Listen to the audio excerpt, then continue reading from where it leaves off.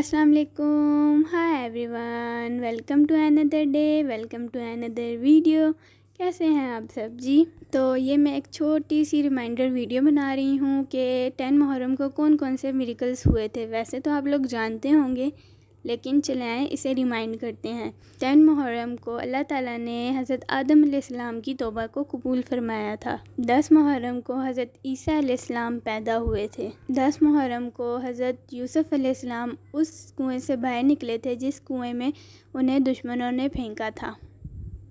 10 محرم کو حضرت یونس علیہ السلام کو اللہ تعالیٰ نے مچھلی کے پیٹ سے باہر نکالا تھا.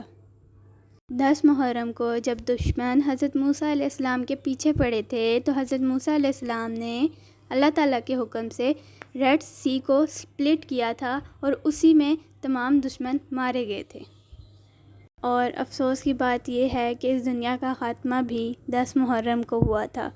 تو بھی ہمارے پاس موقع ہے, ہمیں اللہ تعالیٰ کو راضی کر لینا چاہیے.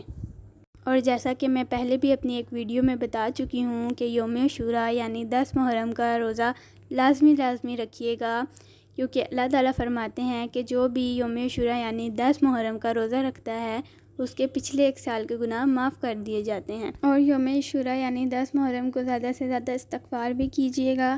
جیسے حضرت آدم علیہ السلام کی توبہ قبول ہوئی, کیا پتہ ہماری بھی ہو جائے. اور سب سے مین لیسن جو محرم کے مہینے میں حضرت حسین رضی اللہ تعالیٰ عنہ ہمیں سکھا کے گئے تھے کہ کچھ بھی ہو جائے آپ نے سجدہ نہیں چھوڑنا, اپنی نماز کو نہیں چھوڑنا. تو دیکھیں اس سے بڑا لیسن ہمارے لیے کیا ہوگا کہ انہوں نے سجدے میں اپنی گردن کٹا دی.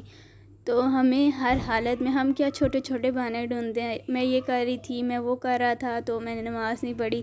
تو دیکھیں نماز ہر حالت میں پڑھنی چاہیے.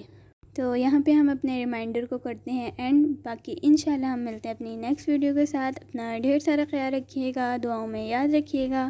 Thank you for watching. اللہ حافظ.